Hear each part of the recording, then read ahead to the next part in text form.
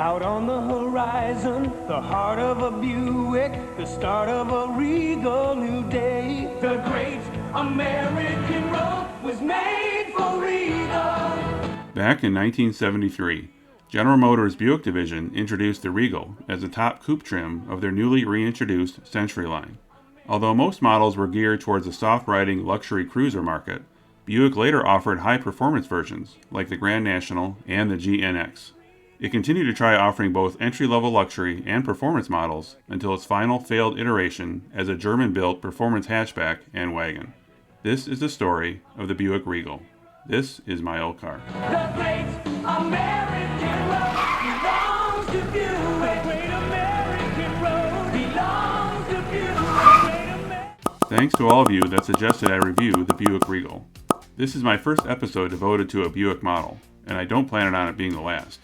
Also a big thanks to my Patreon supporters. You too can help support my channel and get to watch episodes a few days before anybody else by signing up at patreon.com/myoldcar.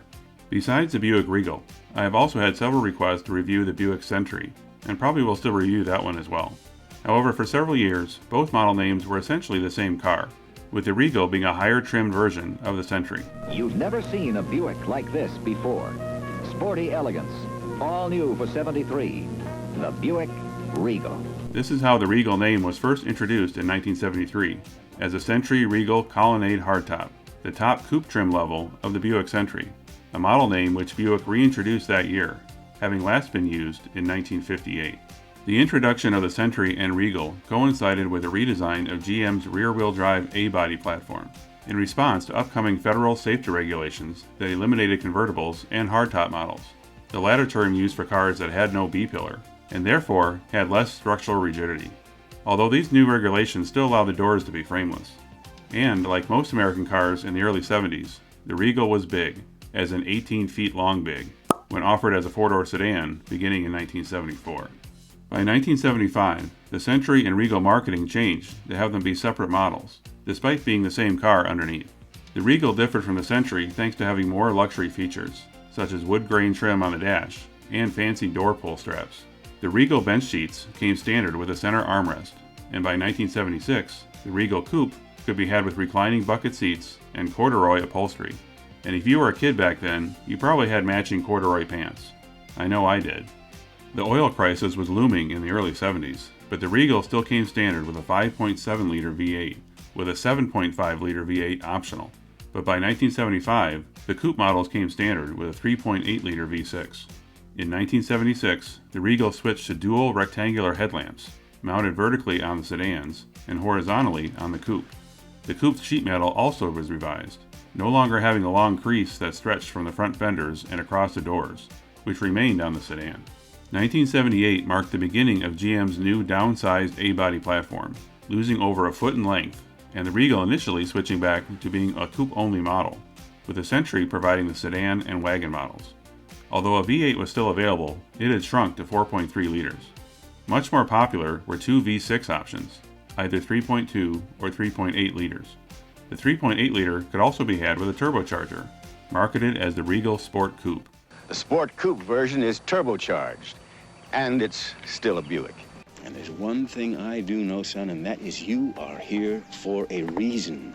The Regal, as well as the Buick LeSabre, were the only American-built cars offered with a turbo that year, with the only other turbo offerings available in imports from Mercedes, Porsche, and Saab. By 1982, GM revised the A-body yet again, now switching it to front-wheel drive. Existing rear-wheel drive models like the Regal remained on the existing platform, now renamed as a G-body.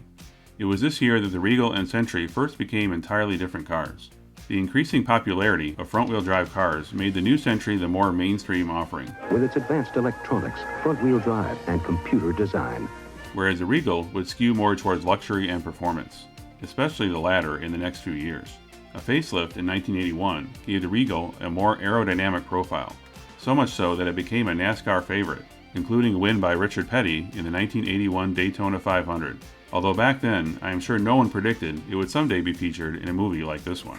Get to that, McQueen! With the Century now a different car, this left no sedan or wagon on the rear-wheel drive platform, resulting in the sedan option coming back in 1982 for the Regal, and for the first time, the Regal was also offered as a wagon. although both the sedan and wagon were really just the old Buick Century rebadged as a Regal. But they didn't last long, as low sales for the Regal wagon led to its end after 1983, followed by the sedan a year later. Buick capitalized on the success of the Regal in NASCAR by offering its first Grand National model in 1982, named after the NASCAR Winston Cup Grand National Series. But in this first year, the Grand National was really just an appearance package, thanks to Cars and Concepts of Brighton, Michigan.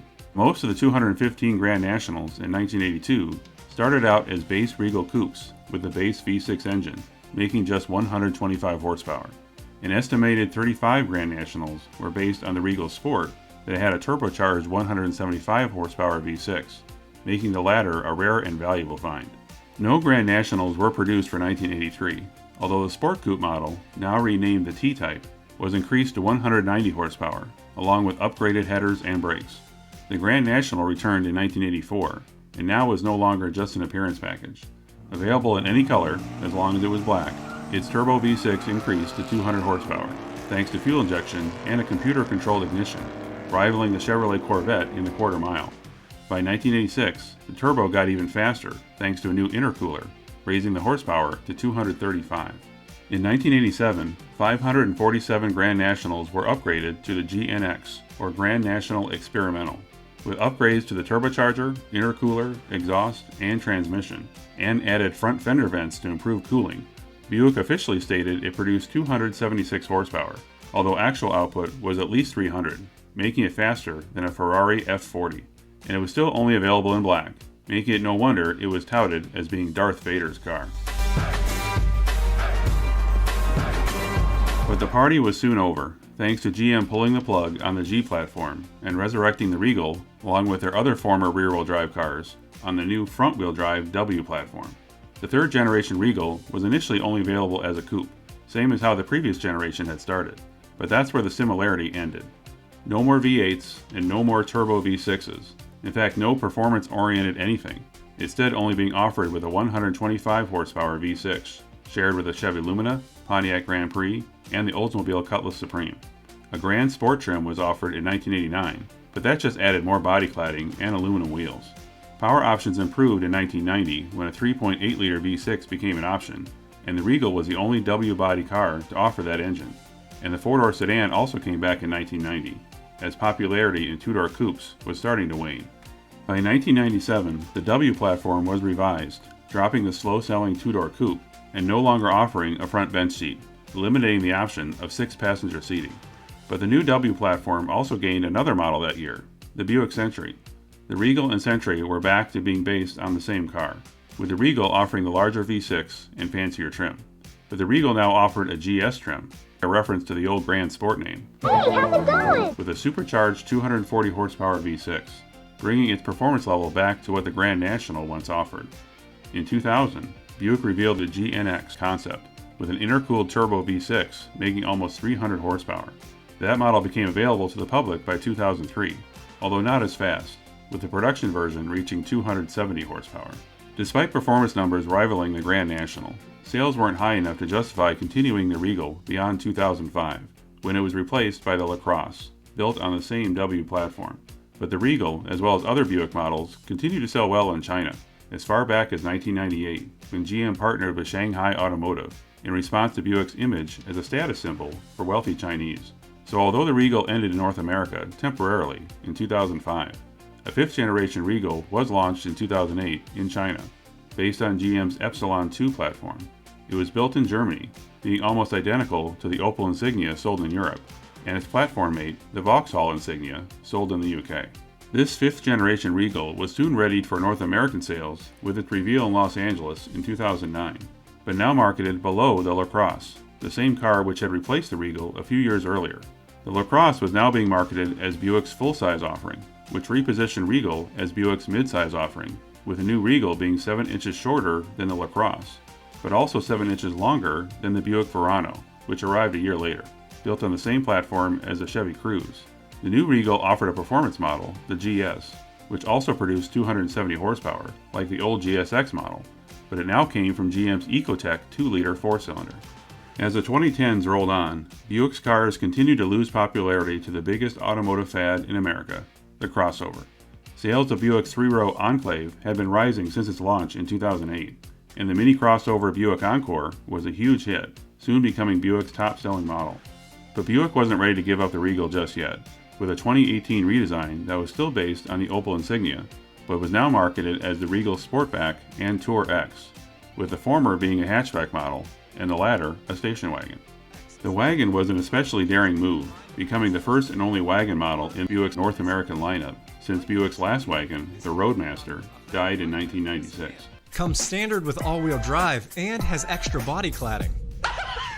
The daring move didn't pay off, with the Sportback and Tour X languishing while Buick's crossovers were comparatively flying off dealer lots. The not unexpected result was the announcement in 2019 of the Regal's planned discontinuation after the 2020 model year. All right, man, knock it off. Buick's only other North American cars, the LaCrosse and Verano, and its short-lived convertible, the Cascada, were already gone, making Buick a crossover-only mark for the first time in its history. Since GM had sold its Opel and Vauxhall divisions to the PSA Group in 2017, any car built on that platform was not going to survive beyond their current generation, so it was widely accepted that the Regal, as well as the Opel-designed Cascada, would have a limited lifespan following the sale to PSA. Most longtime car lovers probably don't think of the Opel versions when you mention the name Regal, but instead as one of the few Buicks that not only Grandpa could drive, but he could also drive fast. Thanks for watching. If you like this video, click the like button and subscribe to my channel. If you once owned a car from the 80s to mid-2000s that you rarely see today and would like it featured in a future episode, leave a reply in the comments or contact me at the email shown here. See you next time. Oh, that's not good.